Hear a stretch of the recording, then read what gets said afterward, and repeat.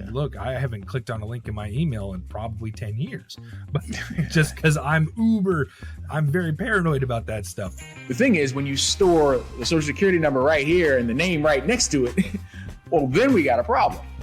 The fact that we actually have that now is such a benefit, because it means that not even the money that you potentially pay to these ransomware groups is untraceable. Your hard drive, your system, whatever it is, we're holding it ransom. What do I do, Mike? Do I pay them? Should I just pay them? Should I just do it? So it's really a conundrum, that decision of, what is the most expedient way to recover access to whatever I need to have access to.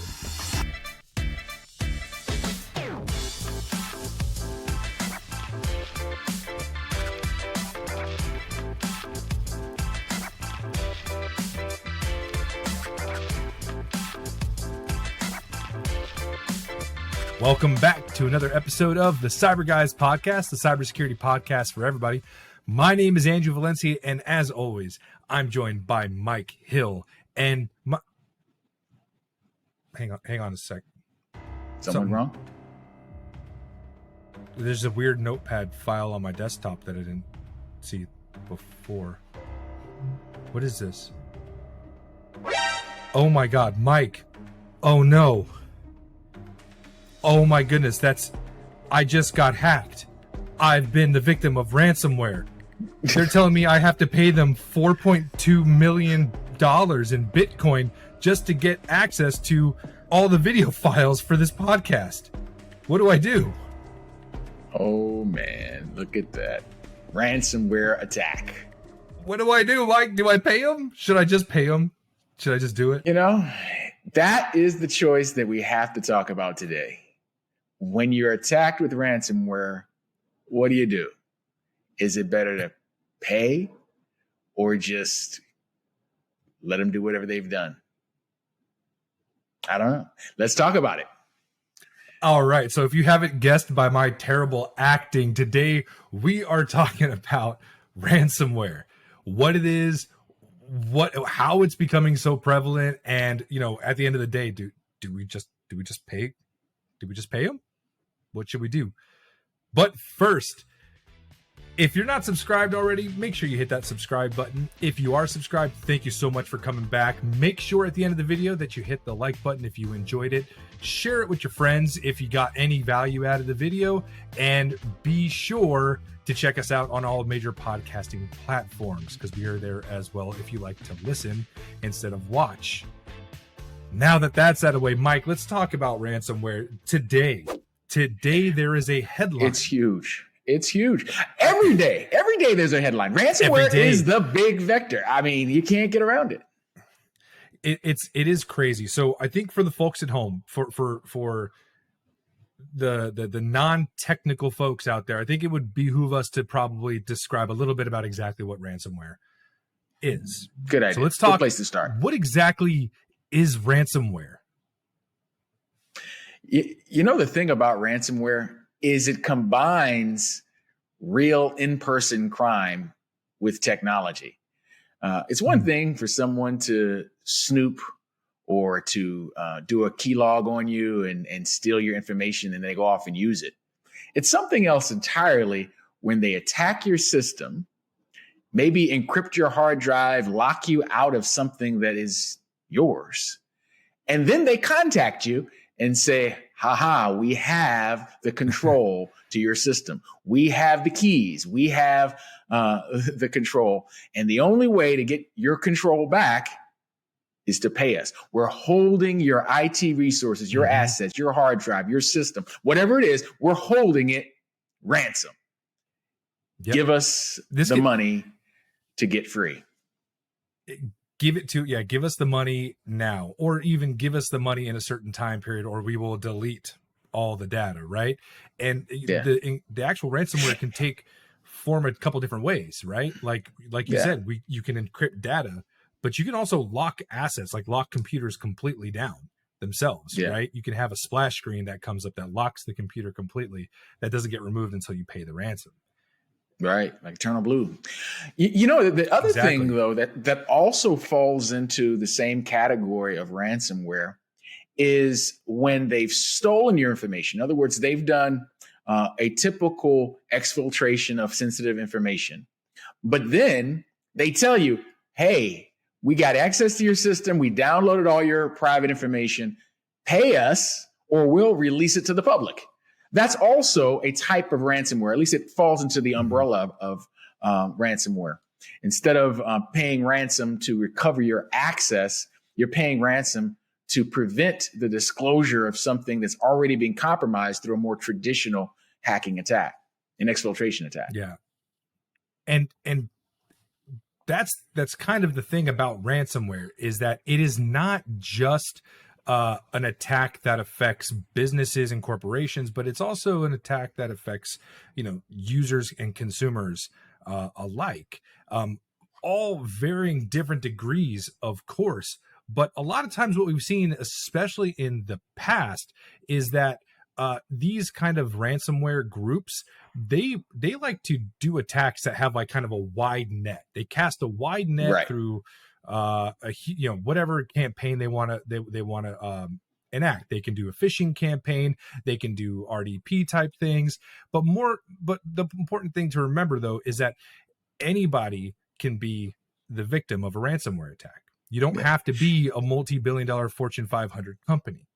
No, in fact, more often we see smaller entities, sometimes small municipal governments, organizations that have IT resources, but they don't have big budgets. They don't have the ability to really enact the most sophisticated security controls and countermeasures. So they're kind of an easy target. And the thing is, with an organization like that, the temptation to just pay them off, is kind of high, because the likelihood of them being able to recover normal operations in a reasonable amount of time without paying the ransom can be tough. So it's really a conundrum, that decision of, what is the most expedient way to recover access to whatever I need to have access to. Yeah, I mean, that's like the elephant in the room almost, right? Like we have these bad actors that really have us, they've taken us, to task here. We have an operation, whether we're a hospital, we have patient information that we have to get access to, right? Someone's about to go for surgery and we don't know what blood type they are because we can't access their information. That's a problem, and it's much easier just to pay them, right? It's easier just to pay them so that we can get access. But the problem is that these attackers don't always act in good faith. Obviously, they're criminals. These are people who are criminals. So just because you pay them doesn't mean you're going to get access. And that's another aspect. That's a risk, though. You got to think about that. Sometimes they have the ability to destroy, but not to recover. And they just tell you that they can recover, but they really actually don't even have the capability to give it back to you. They've just blown you up, and then they're trying to maximize their benefit in that situation. I think that's actually important, though, to remember why ransomware is becoming more and more prevalent, right? Because it's becoming something that can almost be traceless, right? Where the payment's not through like the use of a credit card, or you're not paying an entity with US dollars or with currency. You're paying typically with cryptocurrency. They're requiring you to pay them in cryptocurrency to a random account, and that is not easy to trace. It's specifically untraceable. Anonymization is a core attribute of cryptocurrency. So absolutely, it's untraceable. And that's the whole point. That's actually why some governments are choosing to define crypto, but that's another conversation. But indeed, they are getting into untraceable. But it's really funny. You can't ignore what happens if you don't pay. I was just reading this article in Wired, and it just happened last month, February. I'll just read a piece of the article. It said attackers from a Russia-based ransomware group called Black Cat. They hit a physician practice. It's a regular doctor's office in Lackawanna County, Pennsylvania. That's part of the Lehigh Valley Health Network. So that means that they got access to all sorts of patient information. They got information on radio oncology treatment, so cancer patients, and they demanded to be paid. Well, Mm-hmm. the the Lehigh Valley Health Network refused to pay. And after a couple of weeks, what did they do? Exactly what they said they were going to do. They released all sorts of information. It goes on to say, our blog is followed by a lot of world media. The case will be widely publicized and will cause significant damage to your business. That's what they wrote. Your time is running out. They said later. They weren't joking. We're ready to unleash our full power on you. They threatened them. So they didn't just do it, But guess what? Eventually they did. And the thing is, because we're dealing with oncology, there were photos of patients from various angles and positions. So just imagine that. You're a cancer patient getting treatment for breast cancer. Part of the screening is to look to see if there's some malformation, some evidence of growth. And they'll use photos to do this. It's in the system. So not only is the embarrassing truth that you're a cancer patient now public knowledge, not only your social security number and other personally identifiable information out there, but no, now there's even new pictures of you on the internet, all because of a ransomware attack that didn't pay, the attacker. And think of the impact on the consumers and their attitudes toward utilizing that service in the future, or the patients. Exactly. Right? Exactly. I wouldn't want to use that hospital again, knowing that anything that happens that should be private is going to potentially be exposed. Yeah, reputational risk is huge.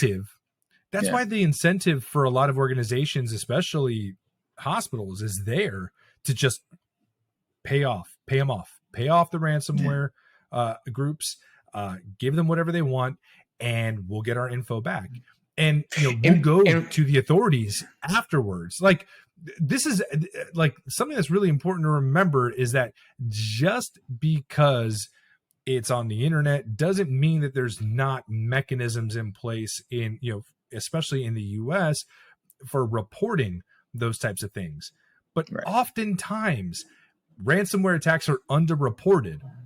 Why? Yes. Because it's really damaging to the reputation of the organization if they release the information and say, hey, we were the victim of a ransomware attack, and yes, we paid these, this ransomware group, however many millions of dollars to get access to our information. It's twofold. One, it damages your reputation because your customers, your patients don't necessarily want to come back and give you more information that they know somebody else has access to. But two, you're also putting it out there that, hey, this is working. Ransomware actually works. We are target number one now because we'll pay for it. That's a problem. Honestly, that is why it's a catch-22. Because you think about it, there are certain crimes that have a very, very, very strong commitment. I mean, I guess some criminals have a very strong commitment to certain types of crime because they work. It works very, very effectively. I mean, for a while, and I think it's still the case, but for a while in South America, Mexico, a few other places, kidnapping was literally one of the number one businesses of organized crime, because people would actually take out ransom insurance, kidnapping insurance, that sort of thing. And it was just becoming a business. You snatch them one off the street, you send the ransom note, you get paid, you drop the person at some random corner and they come back, and it just becomes a merry-go-round of criminal activity because it works. Drug dealing, people buy drugs, they want drugs. So selling drugs works. There's certain types of crimes that just have a very high success rate because they work. Unfortunately, ransomware fits perfectly into that category, right? Because it works. It's a catch-22. If you don't pay them, what was already a bad breach becomes worse. If you do pay them, you encourage the criminal enterprise to carry on.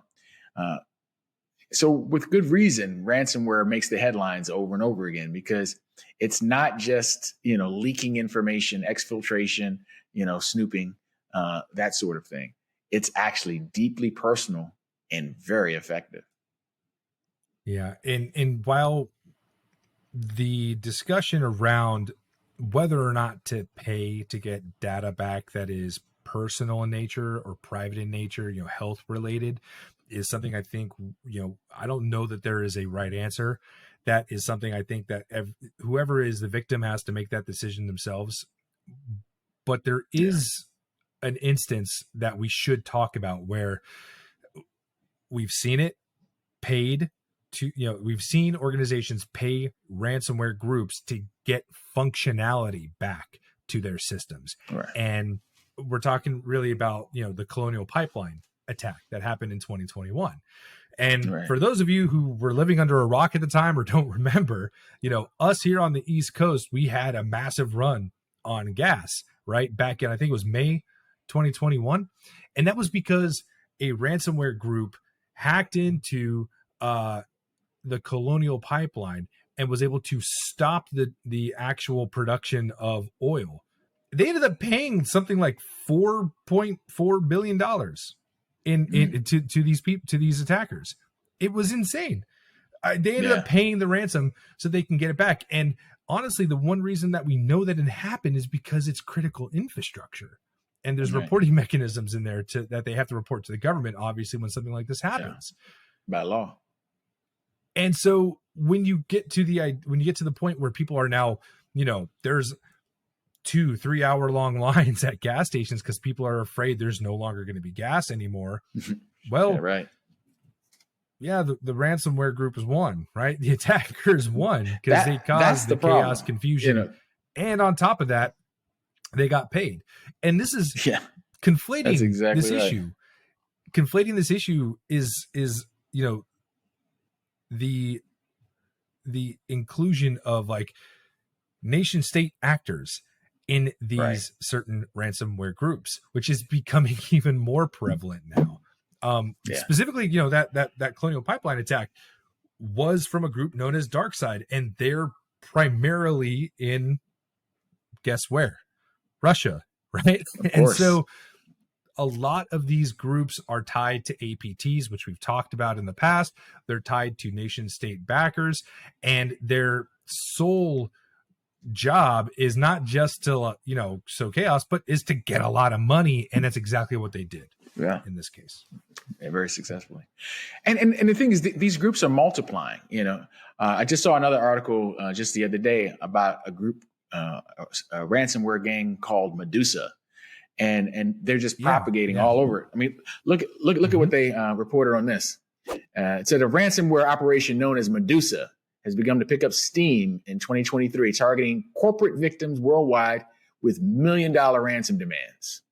Medusa operations started in June 2021 and had relatively low activity with a few victims. However, this year, the ransomware gang increased activity and launched a Medusa blog used to leak data for victims who refused to pay. So not only are they getting it, they actually have their own channel to distribute what they steal. It said Medusa gained media attention this week after they claimed responsibility for an attack on a Minneapolis public school district. So now those permanent records are out. They shared video of the stolen data to prove that they had it. Now just imagine that. Now we're talking about double sensitive information. Kids information, information about children, information about their permanent records, information about their families, and probably social security numbers of their parents, all sorts of stuff. And they'll videotape and say, "Hey, this is real. We really got it." And then they have a blog. If that happened to me while I was a student in school, I would have been like, "That's fine. You guys can keep that info. I don't need it. You can keep my grades hidden. That's fine." Your personal grades. It's crazy. But it does illustrate the point. And it's becoming more prevalent. I mean, like somewhere like in 2020, like we started getting more and more info on how often these attacks were happening. And in 2020, it was something like 150% increase in the occurrence of ransomware attacks. And it's not because these ransomware groups are becoming more sophisticated necessarily. It's because there are actual, the ease of conducting a ransomware attack is becoming more normalized now. Like it's easy for them to go on the dark web, buy a software suite that with a push of a button they can go ahead and conduct an entire ransomware attack on an organization. Yeah, particularly because so many that's why we're organizations. seeing this. Yeah, but particularly because so many organizations have poor cyber hygiene. Most of these attacks follow the standard vectors that we always talk about. Someone clicking a link in an email, going to some shady site, using some free app that seemed to just seemed to do what you wanted. And guess what? They didn't want any money to do this cool thing. And it may be something that you really use, but if someone sat down and wrote an app to do something that you want, there's a good chance that there is a malicious intent behind that free application. Not always, but a lot of the times.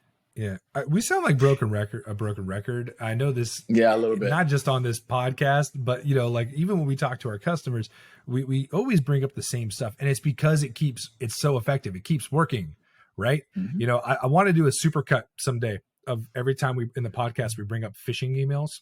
You know what I mean? Like every single time we say that. Because that's one of the number one vectors of attack, especially for ransomware, is clicking on that link in an email from an unknown sender. That is so effective. It's still working today. It's not about these complicated malware attacks or like coming up with a brand new a worm or even a Trojan horse. It's not. It's people just clicking on links. Yeah. No one's developed. Like a lot of these people aren't developing these tools themselves. They're buying them off the dark web. They're pushing out, a phishing campaign. And hey, if they send it out to 100 people, all it takes is the one person to click on it, and that organization's security is completely compromised. Yeah. I mean, it's all predicated on a simple reality. Most firewalls are configured to trust something originating from the inside. Mm-hmm. They're not going to let things come in from the outside, but if it's initiated from the inside, even a very well-designed firewall will usually let it through. So it's the user clicking the link that opens you up. It's the user double-clicking on some app, opening an attachment, plugging a thumb drive that's been corrupted with malware. Somehow the user, the unwary user, is always not always, but almost always the source, because once that user does what they've done, now it's just normal traffic originating from the user going out to the internet, to some CNC, malware device somewhere out there through a connection that was initiated inside from a trusted user. So everything does. We're a broken record, but everything goes back to that because that's the easiest way to infect, to compromise, to attack a system. So it's the easiest way. It's the most common way, and even large governments, they get hit that way. I mean, South Korea just had a huge breach, and when you really pull it all back down, somewhere someone didn't follow what they learned in their cyber awareness training. It does come back to that. Cyber training and awareness can be a silver bullet in a lot of cases where technology can't. And we've seen that kind of time and time again. But these ransomware groups know that. And that's why they use phishing emails. That's why they use social engineering.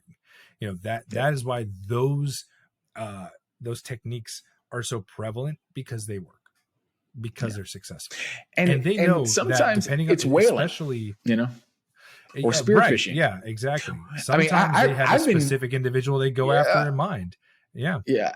I've been just recently, been spearphished a few times, and I'm like, wow, these guys are getting pretty good. Now I'm a professional, so I recognize it immediately. But they'll use a service that looks right. They'll use a return email address that looks right. Mm-hmm. They'll use graphics inside that looks right. In some cases, there are very, very, very subtle clues that it's phishing because of how well they've framed it. And I'll say, even though we are cyber professionals, we're still victims of cyber attacks, like phishing and social engineering. It happens. Not only is nobody perfect, but we are just as likely to mistake an email from a known colleague or a friend or even a business and click on a link that we're expecting and have it be a phishing scam, right? And we can become victims just as easily. And imagine how difficult it is then for the everyday consumer or just the everyday user to do the exact same thing. And we're supposed to have keen eyes for it. And look, I haven't clicked on a link in my email in probably 10 years, but just because I'm very paranoid about that stuff. I will go I will open up a new window. I will type in the link myself if I have to, for a known website, but that's not everybody. And so general users have a hard time seeing what's real, what's a scam. And that is why this kind of attack is not only becoming, is so easy to pull off, but it's becoming so incredibly prevalent. Yeah, it is. It really is. So let's talk for a minute about tips. What should we tell the people out there? Prevention. Let's talk about ransomware attack prevention. This is my bread and butter, man. I love this stuff. Let's talk about it. So I think this is opinion based, right? This isn't like to say this is the number one thing you have to do, because the context absolutely dictates. But if your only concern is accessing your data, you don't care if it's out there, if it's like pictures of your kids or your grandkids, or if it's just, the script to the movie you're writing. Maybe continually back up your data on a source that is not the computer that you're using, right? Backups, back up man. your data. Backups are if they steal it, they don't have the only one. If they blow it up, they don't blow up the only one. Exactly. Redundancy. It's one of the most important and most resilient ways. And that's even true for systems. Let me just throw that in. Even your systems, keeping, a snapshot of your systems ready to pull from a backup. Now, that's kind of overkill for a lot of regular users.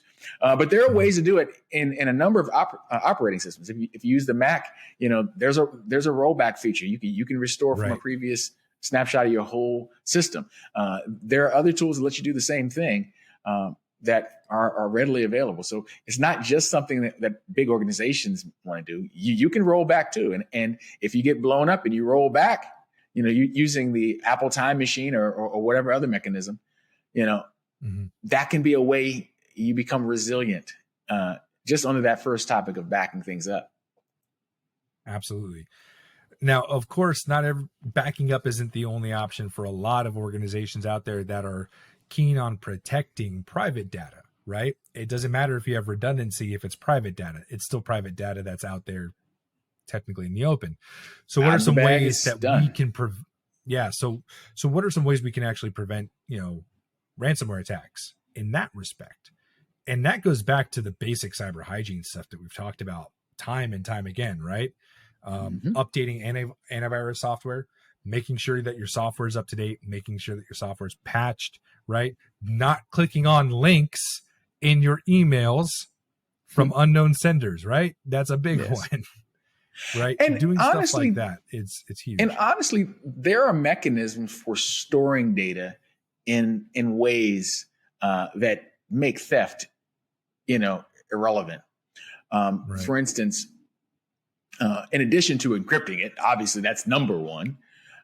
There are ways in their formats that you can break your data down, do some sort of either anonymization or pseudonymization with the information, so that the way it's stored, if someone grabs what's stored, there's no meaningful information.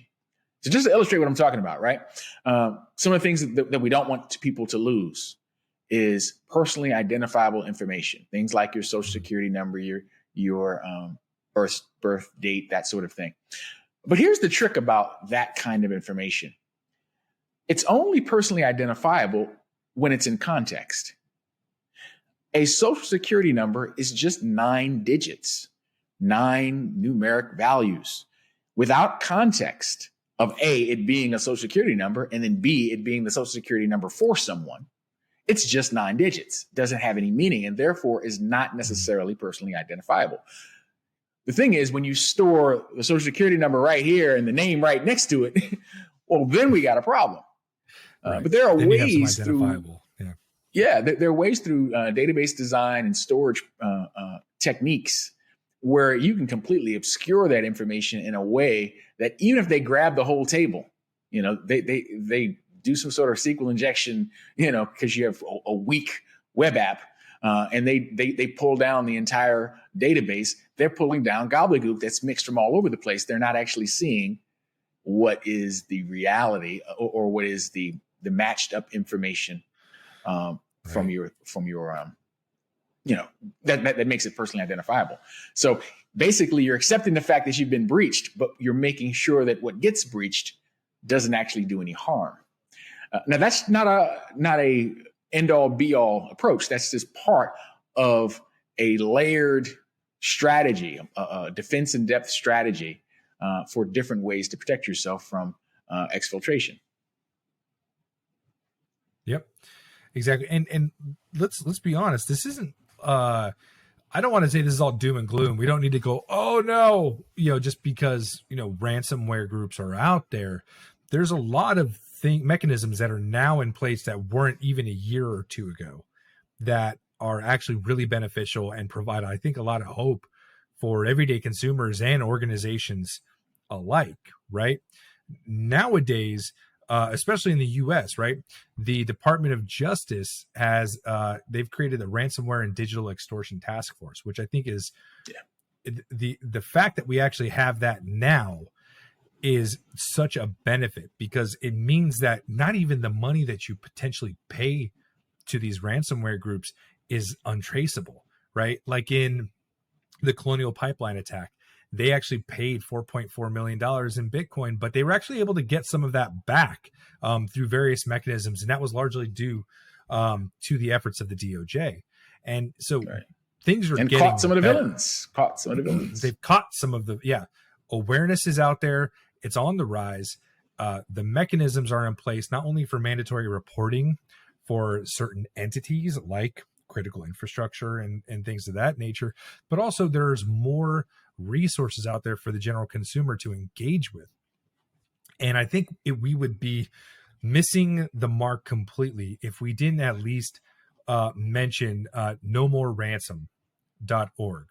And there, I'll put it up on the screen there for everybody. They are a project out there that provides not only information and Q&A on what is ransomware and what to do if you are a victim of ransomware, but they actually provide just an insane amount of actual decryption tools. So these are tools that are used to actually decrypt data that has been encrypted through various different attacks. A lot of the known attacks actually have decryption software out there that can be bought on the dark web, and nomoreransom.org has that on their website. I'm going to put that in the link of this episode so that if you are the victim, unfortunately, if you are the victim of ransomware, you have a good, knowledgeable resource to turn to. Yeah. So, and that's a great thing. It's a great thing because that's really a great thing because, as we mentioned earlier, most of these guys, most of these cyber criminals aren't the geniuses that created the attack vectors and the attack methodologies. Exactly. They're just buying these tools, grabbing these tools, using secondhand tools. So there are some geniuses out there who have been able to reverse engineer these tools because they can get the tool too. And once you get the tool and you reverse engineer the tool, you have a way of actually recovering some of the damage that was done. Unless, of course, it's one of those cat out of bag situations. Right. And so, like I said, this is something to take seriously. It's something to pay attention to. If my poor acting did not communicate anything in the beginning of this episode, it's that this is something that is real. It does happen, but it's not the apocalypse. It's not doomsday. It's not the end of the world. If you are the victim of ransomware, you can still get your data back. There's a lot of different mechanisms for that. One of which, of course, is paying and hoping that you get access back to your stuff. But there are other third-party resources out there that you can go to, get access to, and use to take this power away from some of these ransomware groups. Good policy. And like we've said before, don't forget prevention. An ounce of prevention is worth a pound of cure. I mean, it's a classic cliche because it's true. Mm-hmm. You know, cyber hygiene, everybody, cyber hygiene. Cyber hygiene. Yeah. Cannot state that enough. Yeah. All right. Well, I think that's where we're gonna cut it today. So if you like this episode, make sure you hit that like button. If you're not subscribed, make sure you're subscribed. Make sure you're subscribed by clicking on the subscribe down below. If you had any comments, if you thought we got something wrong, or if you have any more resources that are out there for victims of ransomware, make sure you hit that in the comments down below. If you want to know more about APTs, encryption, make sure to go and look through our videos in the YouTube channel because we have stuff covering all of that. I think we're at something like 90 plus videos, Mike. Like we've put a lot out. Yeah. So, now that we're doing the shorts and stuff, yeah, I guess so. Yeah, wow. Yeah, man. So there's plenty for you guys to watch out there. Yeah, take a look at it. There's a wealth of resources out there, and of course, you can catch a brand new episode of the Cyber Guys podcast every Wednesday on every major podcasting platform and on YouTube.com if you want to see our beautiful faces. And don't forget, stay safe, be secure, be sure. We'll see you next time. Take care.